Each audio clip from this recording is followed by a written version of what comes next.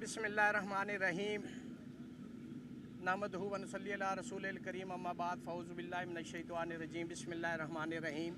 जैसा कि आप सब दोस्तों को मालूम है कि इस मुल्क के अंदर जो इस इस्लामाबाद हाई कोर्ट के गयूर जजेस ने ख़त लिखा था, उसके बाद ये आपने देखा कि इस मुल्क के अंदर आइन के अंदर पे दर पे तरमीमात का सिलसिला शुरू हो गया। सुप्रीम कोर्ट के अंदर जो कमेटी जो पहले master of the roster chief justice हुआ करता था, उसको भी अमेंड कर दिया गया।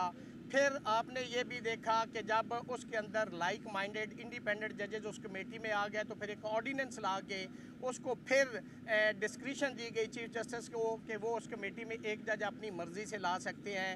फिर उसके बाद दोबारा अब जो मौजूदा 191A है उसके तहत कमेटी जो है वो बेंचेस बनाती है और जो आइनी बेंच है वो जुडिशल कमीशन बनाता है। तो ऑल ऑफ सडन जो आइन था 1973 का वो सारा का सारा तब्दील कर दिया गया। उसके अंदर ये बताया गया था 1973 के आइन के अंदर कि जी ट्राइकॉटमी ऑफ पावर होगा, 3 ऑर्गन्स होंगे, पार्लियामेंट होगी, लेजिस्लेचर जिसको बोलते हैं, अदलिया होगी और एग्जेक्टिव होगी। लेकिन इन तरमीमात के बाद और 26वीं तरमीम के बाद स्पेशली अदलिया की जो आज़ादी थी, जो आर्टिकल 175 सब आर्टिकल 3 में बताया गया था कि अदलिया को इंतज़ामिया से अलग किया जाएगा प्रोग्रेसिवली विद इन 14 ईयर्स। लेकिन हुआ क्या कि 26वीं तरमीम के बाद अदलिया और इंतज़ामिया का ताल्लुक हाकम और महकूम का हो गया है। इस वक्त जो अदलिया है वो बिल्कुल मफलूज है और बिल्कुल मैं समझता हूँ कि मैनेज और मनूवर है। इस मुल्क के अंदर इस वक्त आज़ाद अदलिया नहीं है। इस ख़त की रीज़न को सामने रखते हुए एक इंडिपेंडेंट मैं समझता हूँ कि आज़ाद मंश जज जिसका नाम मिस्टर जस्टिस तारिक महमूद जहांगीरी है, वहाँ से इनिशिएटिव लिया गया और 34 साल के बाद ऑल ऑफ सडन एक डिग्री को उन्होंने एक इशू बनाया जिसके अंदर उन्होंने ये नहीं कहा कि ये डिग्री जो है फौज वो कहते हैं इरेगुलरिटीज़ हैं उसके अंदर और इनवैलिड डिग्री है। अगर यूनिवर्सिटी का डिक्लेरेशन आप देखें तो उसके अंदर अगर डिग्री जारी उन्होंने नहीं की तो फिर आपने कैंसिल क्या की? या तो आप ये डिक्लेरेशन देते कि ये जो डिग्री है जिसके ऊपर ये इनके पास LLB की डिग्री है ये हमारे रिकॉर्ड में एग्जिस्ट नहीं करती, ये तो बात मानने को थी।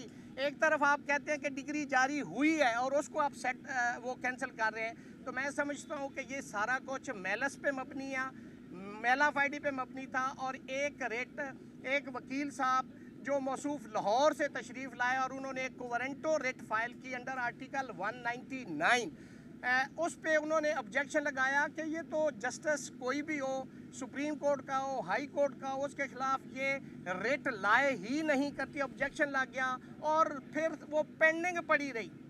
साल के बाद जब मिस्टर जस्टिस तारिक महमूद जहांगीरी को दोबारा अप्रोच किया गया और उन्हें कहा गया कि आप कंसेंट दें, आपको लॉ ट्रांसफ़र कर देते हैं। जब उन्होंने कहा मैं नौकरी करने के लिए यहाँ पे नहीं आया, मैं एज ए जज यहाँ पे बैठा हूँ, अगर मैंने नौकरी ही करनी तो इससे बेहतर है मैं घर चलाऊँ। जब उन्होंने इनकार किया तो ये रिट दोबारा लगा दी गई ऑब्जेक्शन में और उस दिन district bar, high court bar, bar council और जो कोर्ट रूम नंबर 1 था खचा खच भरा हुआ था।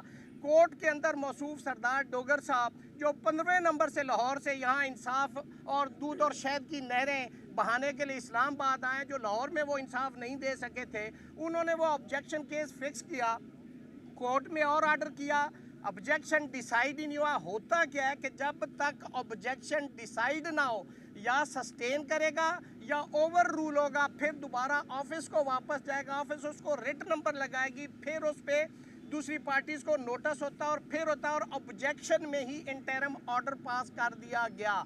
ये था मेलाफाइडी और ये था जस्टिस तारिक महमूद जहांगीरी का गुनाह कि उन्होंने कहा कि मैं हल्फ की खिलाफ वर्जी नहीं करूँगा, मैं आइन और कानून के मुताबिक फ़ैसले करूँगा। उनके साथ जो गयूर आज़ाद 5 आज़ाद मंश जजेस हैं ये सारे एक पेज पे पहले मिस्टर जस्टिस मोहसिन अख्तर कियानी साहब को चीफ जस्टिस बनने से आपने यही 2 नंबरी करके यही बदनीति करके आपने उनको रोका और एक उस जज को जिसने यहाँ पे आके जो इस इस्लामाबाद हाई कोर्ट का जज ही नहीं है, 194 बहुत क्लियर है, उसके ऊपर उन्होंने हल्फ लेना था। जब उन्होंने इस्लामाबाद हाई कोर्ट का हल्फ ही नहीं लिया तो वो इस्लामाबाद हाई कोर्ट के जज ही नहीं है। और आपने क्या किया कि उसी जज को आपने चीफ जस्टिस लगा दिया, सुप्रीम कोर्ट ने फैसला दिया जिसमें इस्लामाबाद हाई कोर्ट ने भी उसको चैलेंज किया, मैं उसमें पिटिशनर भी था बतौर सदर, तो हमने उसकी सीनियरिटी को चैलेंज किया। तो बेंच आनी जो था उन्होंने कहा कि जी इसको दोबारा जो है रिमांड किया जाता है। रिमांड का मतलब ये नहीं था कि जी वहाँ जाएं और सदर पाकिस्तान एक नोटिफिकेशन करके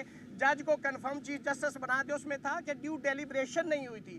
डेलिब्रेशन का मतलब ये था कि तीनों चीफ जस्टिस कंसर्न और चीफ जस्टिस पाकिस्तान ये दोबारा से और मिनिस्ट्री ऑफ लैंड जस्टिस वो नोटिफिकेशन और डेलिब्रेशन करती, लेकिन क्या हुआ उसमें भी बदनीति थी कि एक सदर पाकिस्तान ने एक नोटिफिकेशन करके उसको चीफ जस्टिस बना दिया। तो ये सारा उस खत की वजह से इस मुल्क के अंदर जो अदलिया को बिल्कुल मफलूज किया जा रहा है। एक apparently on the face of record जो सरदार डोगर, देखिए डोगर साहब को ये सोचना चाहिए था कि जहांगीरी साहब तो वो जज हैं जिन्होंने आपकी सीनियरिटी को सुप्रीम कोर्ट में चैलेंज किया हुआ है और उस पिटीशन में वो आपके खिलाफ पिटिशनर हैं, आपकी सीनियरिटी को चैलेंज किया, आप उनके खिलाफ सुन कैसे सकते हैं case? No one can be a जज फॉर हिज ओन काज, ये दूसरी बदनीति है।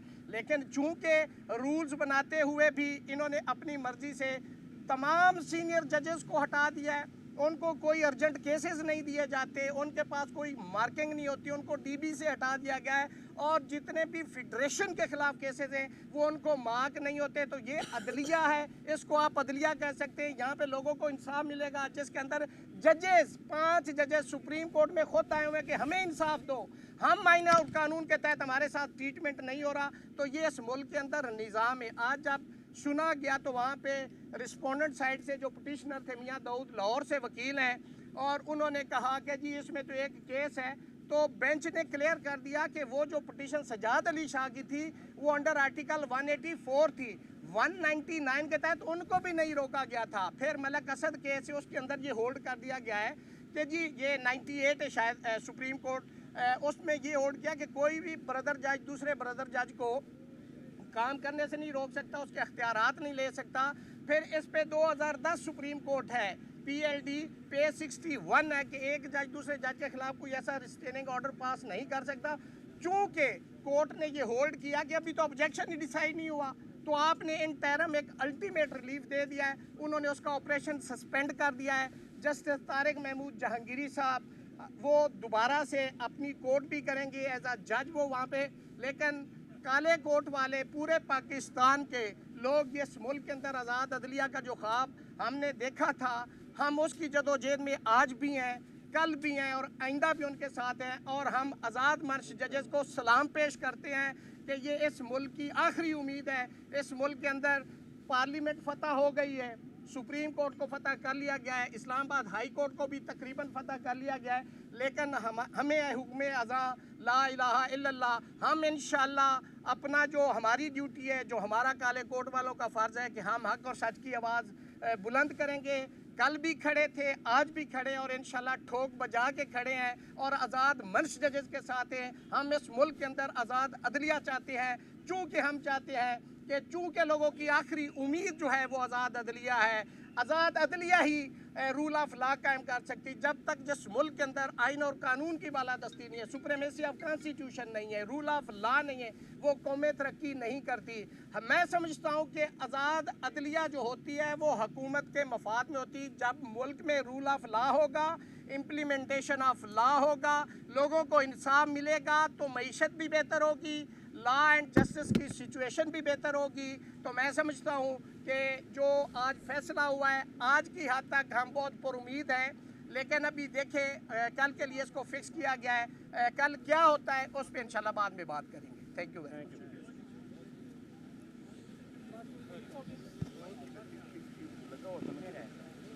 यार माइक नीचे गिरा दी, ये आपका, ये मेरा है।